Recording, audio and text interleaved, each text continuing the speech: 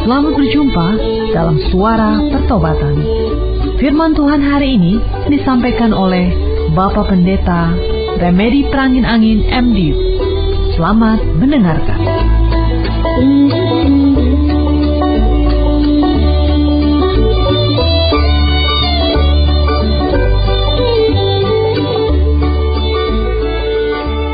Tuhan Yesus, kami mengucap syukur dipertemukan kembali dalam persekutuan lewat udara. Kehadiran-Mu dalam Roh-Mu yang kudus membuat si iblis tidak berdaya sama sekali mengganggu konsentrasi kami.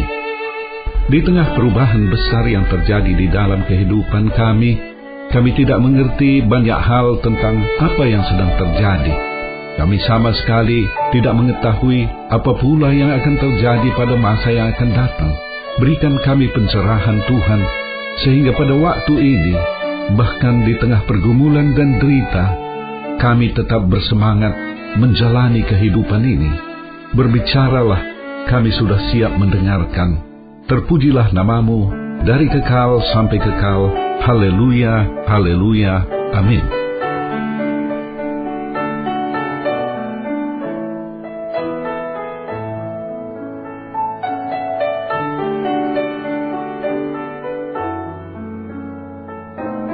Shalom saudara, senang sekali saya berada kembali dalam ruangan saudara, dimanapun sedang berada, apakah sedang di rumah, di tempat kerja, dalam perjalanan, di rumah sakit, atau sedang melakukan kegiatan tertentu.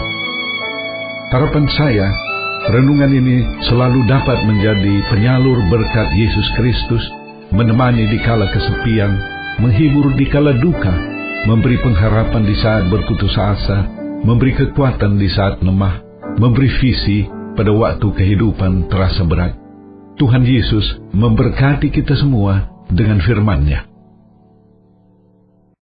Saudara-saudara yang dikasihi Yesus Kristus, dalam setiap akhir tahun, ada kebiasaan kita untuk melakukan evaluasi apa yang kita capai sepanjang tahun.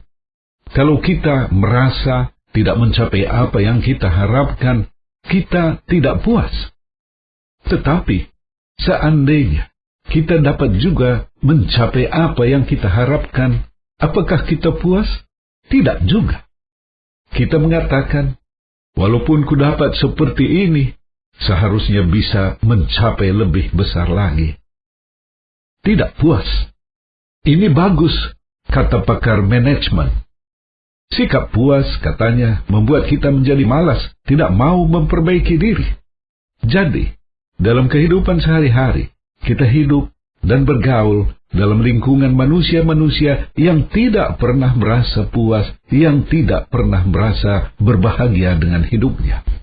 Apakah yang pasti terjadi pada waktu kita sampai pada akhir tahun, atau memasuki tahun yang baru? Satu hal yang pasti, usia kita sudah bertambah 1 tahun. Yang pasti, ada perubahan dalam keluarga, tempat kerja, dan lingkungan hidup kita. Perubahan itu boleh jadi tidak begitu terasa dari 1 tahun ke tahun berikutnya. Tetapi, kalau kita bandingkan 5 tahun yang lalu, apalagi 10 tahun yang lalu, banyak sekali perubahan dalam diri kita. Kita tampak lebih tua, anak-anak sudah tambah besar, dulu SD, sekarang SMP, yang SMP sekarang sudah di perguruan tinggi, juga keadaan tempat tinggal di mana kita berada sudah berubah. Apa yang akan terjadi kemudian dalam tahun yang baru ini? Tidak seorang pun dari kita mengetahuinya. Yang pasti, perubahan itu terus terjadi. Bahkan, saya pikir, tahun-tahun mendatang, tempo perubahan itu semakin cepat. Internet, Facebook, Twitter, beberapa tahun lalu terasa asing bagi telinga kita. Sekarang, justru yang menjadi asing adalah orang-orang yang masih buta huruf tentang internet dan pernik-pernik dunia modern tadi. Perubahan cepat selalu menuntut adanya penyesuaian budaya hidup seseorang, dan sering sekali ini tidak nyaman. Akibatnya, pergumulan, penderitaan baru muncul. Orang semakin hidup sendiri-sendiri, individualistik, egoistik. Mereka mengatakan memikirkan diri sendiri saja repot, apalagi memikirkan orang lain.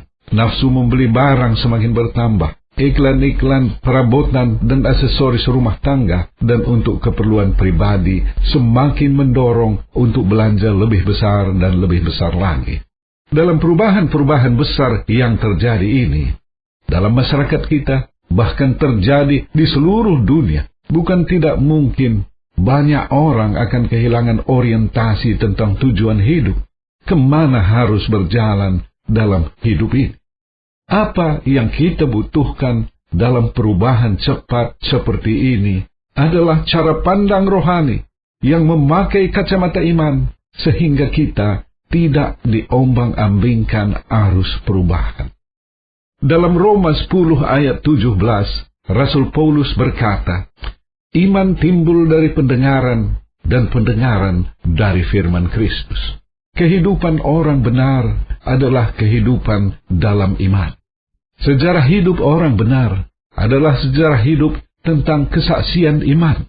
Kalau kita membaca sejarah kehidupan Abraham, sejarah itu adalah kumpulan dari kesaksian-kesaksian imannya. Apa yang dimaksud dengan hidup oleh iman? Hidup oleh iman adalah hidup menuruti firman Tuhan, walaupun firman Tuhan itu tidak masuk akal.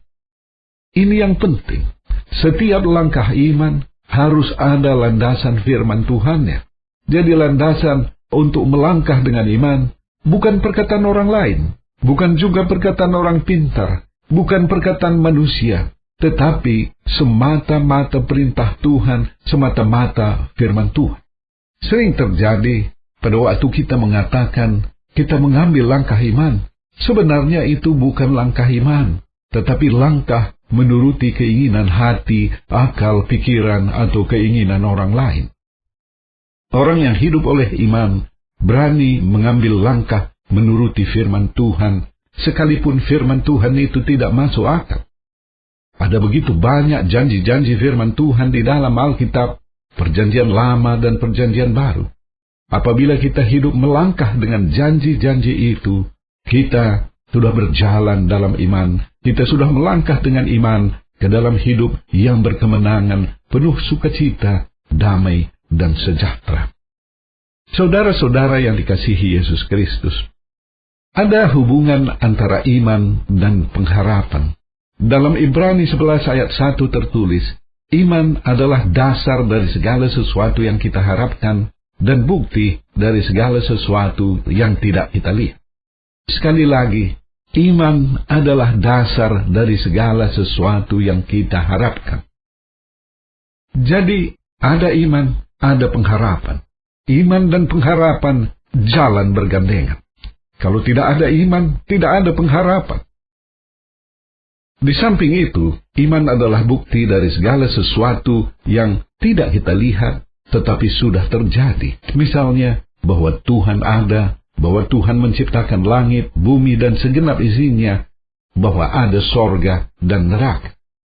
Iman menghubungkan dunia jasmani dengan dunia rohani. Tanpa iman, seorang akan hanya hidup dalam dunia jasmani.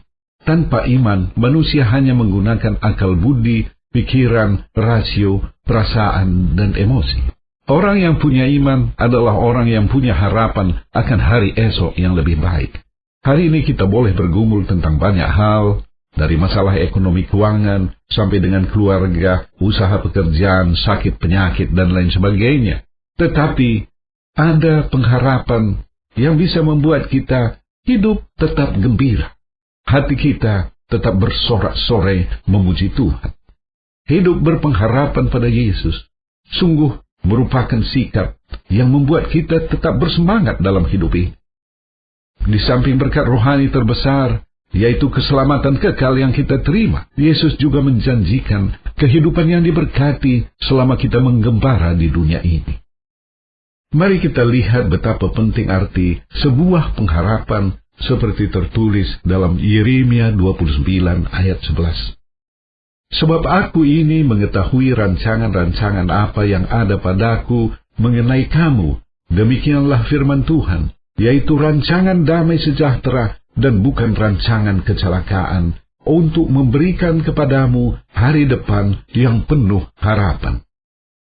Firman Tuhan ini disampaikan melalui Nabi Yeremia kepada orang-orang Israel dalam pembuangan, sesudah Yerusalem dihancur leburkan oleh Raja Nebukadnezar dari Babilonia. Dalam 2 Raja-Raja pasal 24 dikatakan, Raja Nebukadnezar membawa raja yang bertahta di Yerusalem bersama pejabat-pejabat, prajurit-prajurit, para ahli, rakyat yang sehat, orang-orang yang berkualitas sebagai tawanan ke negeri Babilonia.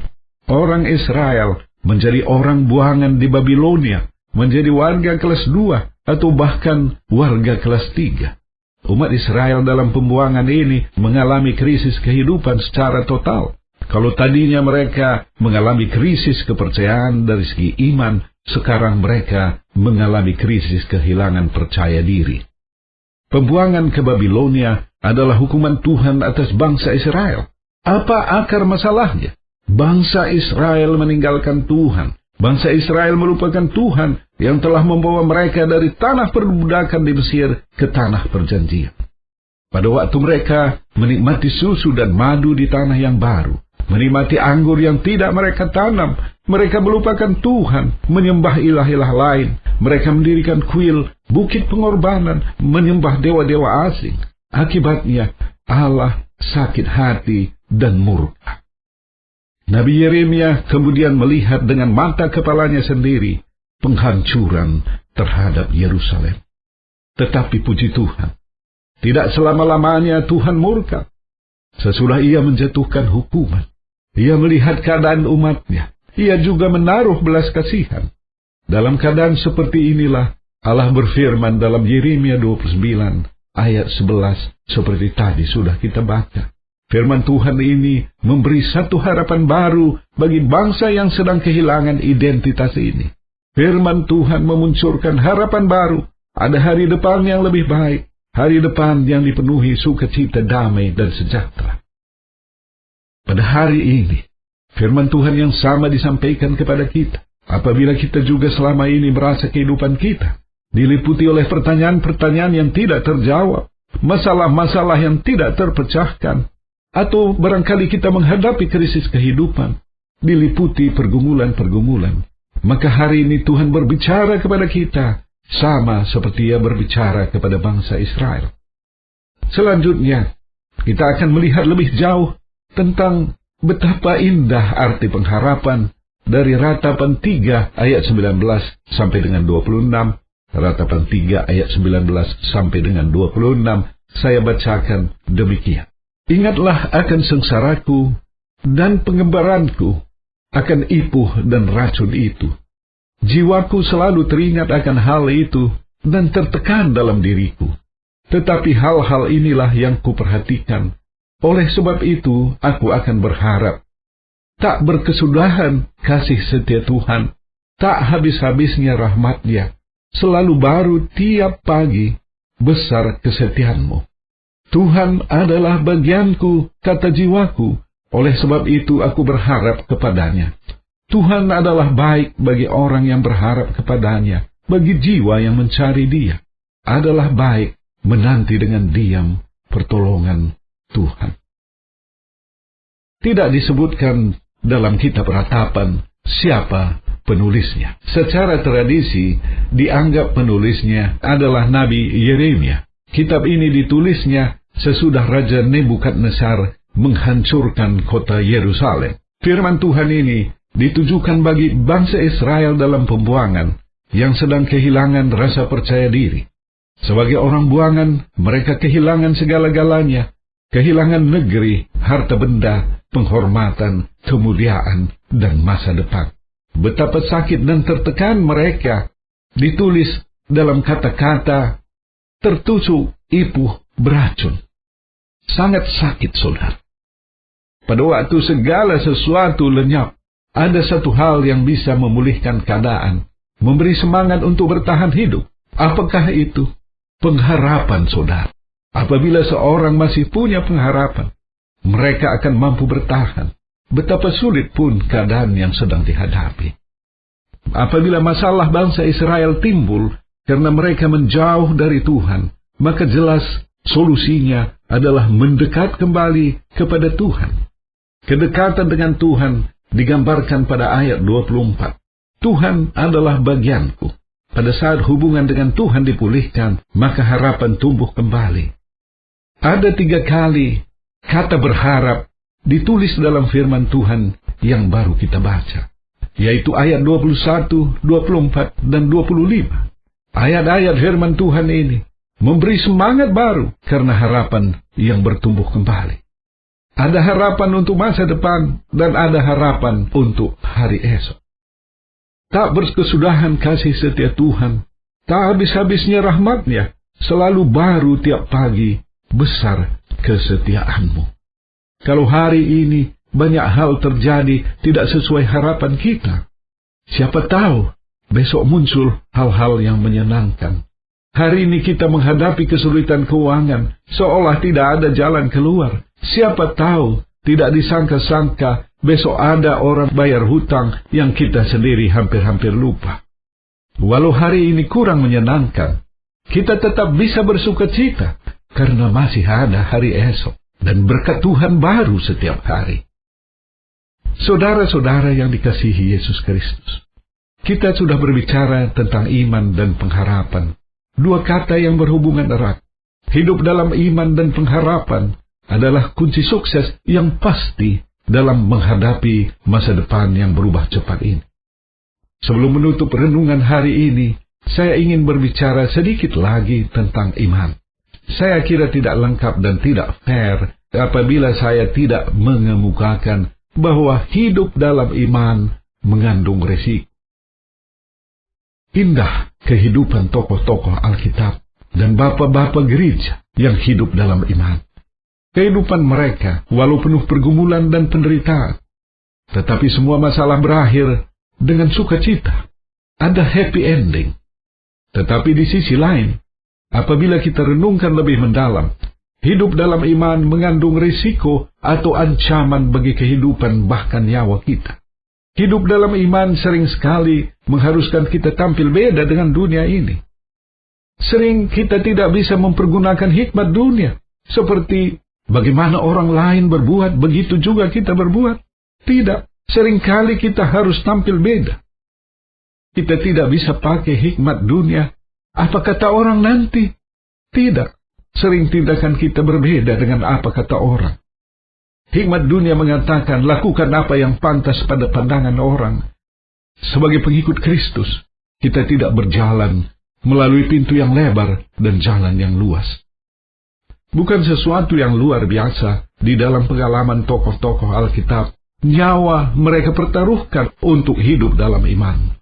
Daniel dengan tenang memasuki gua singa sebagai bentuk hukuman mati karena ia tidak mau menghentikan kebiasaannya berdoa menyembah Tuhan. Sadrak, Mesak, dan Abednego dimasukkan ke dalam perapian yang bernyala-nyala karena mereka tidak mau menyembah patung emas yang dibuat Raja Nebukadnezar. Tokoh iman yang lain, Daud dengan gagah berani, berpakaian seorang gembala, dan dengan tali umban, menghadapi raksasa Goliat yang berpakaian perang dan senjata lengkap. Nabi Yeremia dan Amos dengan berani memberitakan suara pertobatan yang keras kepada bangsa Israel, walau banyak orang tersinggung. Yohanes Pembaptis dengan berani menegur orang akan dosa-dosanya, bahkan juga menegur Raja Herodes dan istrinya, walau Yohanes harus membayar dengan nyawanya sendiri. Mati sebagai martir seperti dialami Yohanes Pembaptis adalah penghormatan terbesar yang boleh diterima oleh seorang pengikut Kristus. Hidup dalam iman, musiknya ngeri-ngeri sedap, kata orang Medan. Tetapi di mana ada iman, di sana ada harapan, betapa buruk pun keadaan yang sedang terjadi. Iman dan harapan, saya katakan tadi, berjalan bergandengan. Iman lahir dan bertumbuh dalam pengenalan dan pengiringan kita bersama Yesus. Pada suatu pagi, sekumpulan orang menyeret seorang perempuan yang tertangkap basah berzina ke hadapan Yesus. Perempuan itu sudah kehilangan pengharapan. Ia tahu dari kata-kata penuh benci yang didengarnya, ia akan dilempari batu sampai mati. Dalam pertemuannya dengan Yesus, ternyata ia tidak saja mendapat anugerah luar biasa, bebas dari tuntutan hukuman mati, dibebaskan tanpa syarat. Tetapi, sesudah bertemu Yesus, ia memiliki kembali pengharapan hidup yang sebelumnya telah hilang. Saudara, betapapun besar pergumulan yang sedang kita alami hari ini, jangan menyerah. Pertemuan pribadi kita dengan Yesus adalah satu jaminan pasti bagi pemulihan ekonomi, usaha, pekerjaan, kesehatan, dan keluarga kita. Sediakanlah waktu setia merenungkan dan melaksanakan firman Tuhan. Tekun beribadah dan berdoa. Percayalah, dari kegelapan hidup dan awan kelabu, dari masalah dan pergumulan, akan terbit cahaya pengharapan yang memampukan kita kembali menjalani hidup ini. Kita memiliki iman bila kita percaya kepada Yesus Kristus bahwa Ia adalah Tuhan, Juru Selamat dan Raja kita. Ia mengingatkan kita akan dosa-dosa kita. Pada waktu kita bertobat, Roh Kudus dicurahkan ke dalam hati kita. Kita dilahir barukan menjadi makhluk roh, menjadi anak Allah, menjadi warga kerajaan Allah. Tuhan Yesus memberkati kita semua dan keluarga berlimpah-limpah.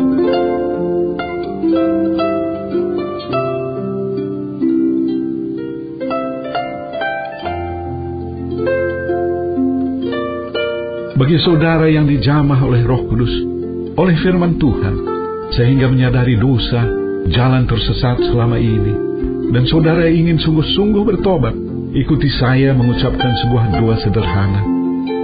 Tuhan Yesus, kusadari dosa-dosaku selama ini menjadi beban dalam hidupku. Aku sungguh-sungguh minta ampun atas dosa dan kesalahanku. Kasihani dan pimpin aku dalam perjalanan hidup ke depan ini.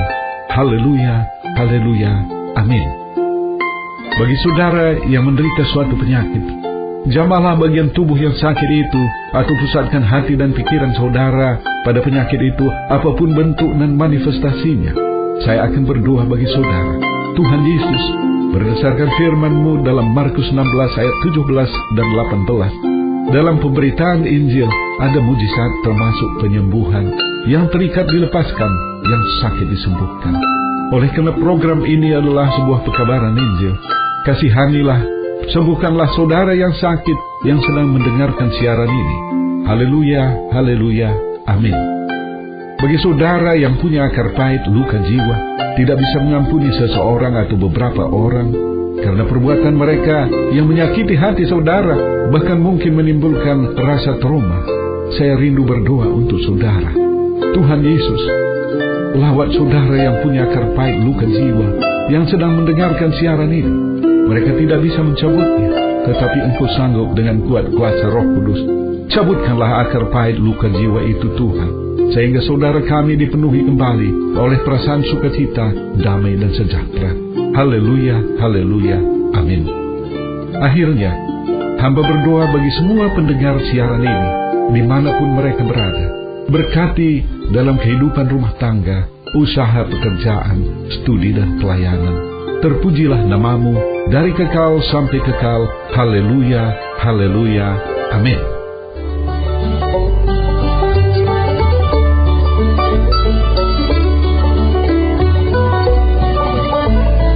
Kita sudah mendengarkan firman Tuhan yang disampaikan oleh Bapak Pendeta Remedi Prangin Angin MD.